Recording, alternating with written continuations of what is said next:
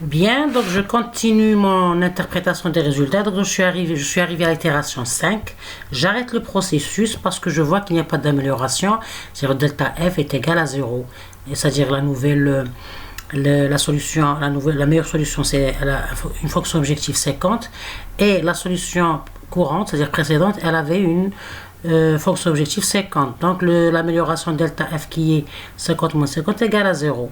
Donc j'arrête et puis les itérations suivantes ne donnent plus d'amélioration. Même si on va lancer d'autres itérations, ça va donner toujours, il n'y aura pas une meilleure solution que 50. Donc l'interprétation des résultats est la suivante. Puisque la meilleure solution de le voisinage est S6 qui est 3, 4, 5, n de 2 coups S6 égale à 50, qui est un coût identique de la solution précédente S5, et le delta F est égal à 50 moins 50 égale à 0. Donc le processus s'arrête. On obtient deux permutations optimales, c'est-à-dire deux solutions optimales qui sont, c'est-à-dire obtenues grâce aux permutations entre les positions N5, donc entre 2 et 3, ou bien 3 et 2, c'est kiff. Donc S5 égale 2, 4, 5, 1, 3, 2 coups 50. Et le S6 c'est 3, 4, 5, 1, 2, 2 coups 50. Donc les itérations suivantes ne donnent plus d'amélioration. Donc dans notre test d'arrêt ici, normalement, on a considéré la notion de la non-amélioration. Parce qu'avant, j'avais fixé le critère d'arrêt comme k égale à 50. C'est-à-dire que l'algorithme, il va s'exécuter pendant 50 itérations. Et la meilleure solution trouvée, c'est la solution que c'est-à-dire qu'on va accepter. C'est-à-dire qu'il va nous satisfaire. Mais c'est-à-dire que ça sera toujours une solution approchée. Et la garantie de la solution optimale, c'est-à-dire qu'il n'y a pas une garantie de la solution optimale. On pouvait ajouter cette notion d'amélioration, c'est-à-dire faire un critère composé. Donc, je vais prendre un ou logique, c'est-à-dire ou bien j'atteins le cas 50, ou bien je peux sortir avant comme c'est dans notre cas. Donc, ou avec deux parenthèses, ici à ce niveau-là, je vais prendre un deuxième critère d'arrêt qui est le delta F égale à 0, c'est-à-dire qu'il n'y a plus d'amélioration et le compteur égale à M. Donc, peut-être qu'on va se poser la question pourquoi ce compteur. On va revenir vers l'arrière pour voir. Parce que, fort possible qu'un étudiant me dit, mais madame, déjà retrouvé delta F égale à 0 au niveau de la deuxième itération.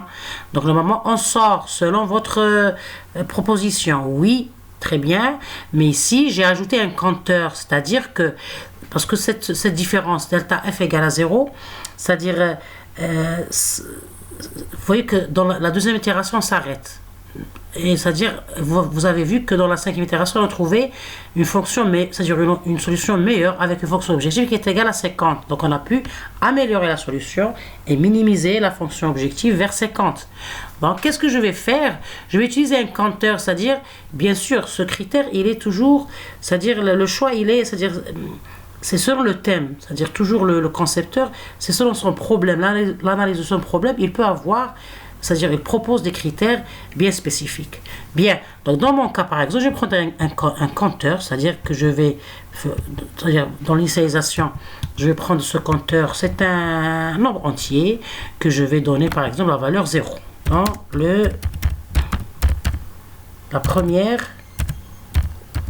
ou bien la phase de l'initialisation de l'algorithme. Donc, compteur égale à 0. D'accord?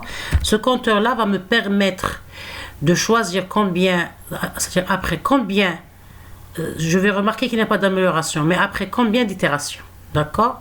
Donc, une fois que je vais trouver le delta, c'est-à-dire f égale à 0, lorsqu'il n'y a pas d'amélioration dans une itération x, une itération k, je vais faire la condition si, if, delta f, c'est-à-dire ici le delta f,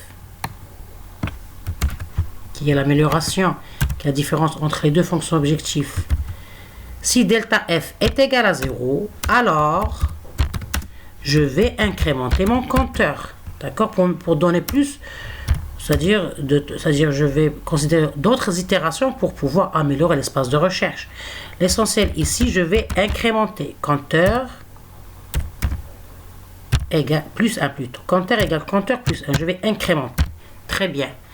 Donc, automatiquement, le compteur dans cette itération, il va être égal à 1 parce qu'on a trouvé delta f égale à 0 ici. Donc, compteur va prendre la valeur 1 parce que ça va être 0 plus 1 égale à 1 parce qu'on a trouvé le delta f égale à 0. Dans la deuxième itération, vous voyez ici que le compteur va être incrémenté de 1 parce qu'on a trouvé la condition delta f égale à 0. C'est-à-dire la même fonction objective dans la nouvelle solution, pour la nouvelle solution. Pour l'itération 3, le delta f égale à 8. Donc le compteur va toujours rester égal à 1. Ça ne va pas changer. D'accord? Donc, dans chaque itération, on va considérer le compteur égale compteur plus 1. Donc ici, c'est-à-dire on va considérer cette condition dans chaque itération. Donc je vais prendre la même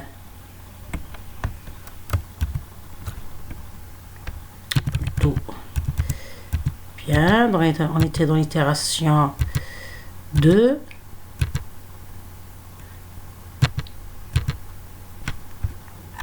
Donc je vais prendre la même action à faire. Donc ici, CTRL V. Donc si la delta f égale à 0, on incrémente. Ici, la delta f n'est pas égal à 0. Donc le compteur va rester toujours à la valeur 1. Très bien. On va aller vers la solution, l'itération 4. C'est la même chose. On va considérer toujours la même action. Si le delta f égale à 0, j'incrémente. Vous remarquez ici que le delta f c'est moins 10. Donc j'incrémente pas. Jusqu'à la solution ici, au niveau de la solution S6, c'est-à-dire la 5e itération. Donc, CTRL V. J'ai ici le delta f égale à 0. Donc, compteur est égal à compteur plus 1, c'est-à-dire j'incrémente. Donc, c'est 1, il était à 1, plus 1 égale à 2. Vous voyez? Donc, puisque après 2, c'est-à-dire j'ai considéré plusieurs itérations pour arriver, et je compte les cas où j'ai le delta f égale à 0. Donc dans mon cas, puisque c'est un exercice, je voudrais vous faire comprendre le principe de l'algorithme tabou. Donc je peux ici fixer le m à 2, vous voyez. Donc si le k égale à 50 ou le delta f égale à 0 et le compteur égale à 2, vous voyez. Donc s'il n'y a pas une amélioration après deux actions, c'est-à-dire après deux étapes, parce que les itérations ici, vous voyez qu'après 4 itérations, bien 5 itérations, on a trouvé un compteur égal à 2. Donc ça, c'est un critère composé, c'est-à-dire les composés parce qu'il contient plusieurs actions, qui va me permettre de sortir de l'algorithme pour ne pas trouver, c'est-à-dire rentrer dans le bouclage. Donc, ce critère-là, comment il va procéder? Premièrement, si le compteur, c'est-à-dire, dans mon cas, c'est k égale à 2. Si je vais, c'est-à-dire, après 50 itérations, le compteur est toujours inférieur à 2, donc après 50 itérations, il va sortir, parce qu'il y a le OU ici, il n'y a pas le et, le OU logique. Donc, puisque ça, il est satisfait, l'algorithme s'arrête. Il va considérer la solution obtenue comme la solution optimale. Sinon, on va voir la deuxième partie du critère. S'il va trouver le compteur qui est égal au nombre que j'ai fixé, donc le nombre ici, le choix il est aléatoire, c'est-à-dire le m ici il est fixé aléatoire. Dans mon cas, mon m est égal à 2. Donc après deux états où l'amélioration, il n'y a plus d'amélioration, je sors. D'accord? Donc vous voyez que le critère, il peut être adapté selon votre problème. Très bien. Donc, on a remarqué que la solution, bon, ici on revient à une remarque importante parce qu'on a vu dans l'exécution de l'exercice qu'il y avait un cas où on a identifié la caractéristique de l'algorithme tabou qui était le fait qu'il évite les optimums locaux. Donc, on a remarqué que la solution S4 à itération 3 est de coût plus grand que le coût de la solution S3. C'est-à-dire on avait obtenu S4 comme fonction objective égale à 60, alors que le S3 avait une fonction objective égale à 52. Normalement, le principe consiste à minimiser la fonction objective. Mais on a accepté la dégradation, on a accepté la fonction objective 60, dans le but d'atteindre une solution plus meilleure. Donc FS4 égale à 60 et FS3 égale à 52. La recherche tabou a produit une dégradation ici, à l'itération 3. Pourquoi? Parce que le delta, c'est-à-dire une dégradation avec 8 unités, ceci a permis de sortir d'un minimum local qui était le 4,2, qui était la valeur S3. 4,253 a de valeur de fonction objective 52. Bien sûr, vous voyez que on n'a pas considéré le 52, on a accepté la dégradation, on a trouvé une valeur supérieure qui est 60, alors que normalement sur minimisation, on devait trouver que des valeurs minimales, mais on a considéré le 60 parce que cette dégradation nous a permis de sortir du minimum local pour pouvoir obtenir une meilleure solution qui était le 50 qu'on a obtenu à l'itération 5. Donc vous voyez qu'ici on détecte le principe de l'algorithme de la recherche tabou, parce qu'on a dit que parmi les avantages importants de la liste, c'est-à-dire de la recherche tabou, c'est le fait d'éviter les optimums locaux, bien sûr, grâce à l'utilisation d'une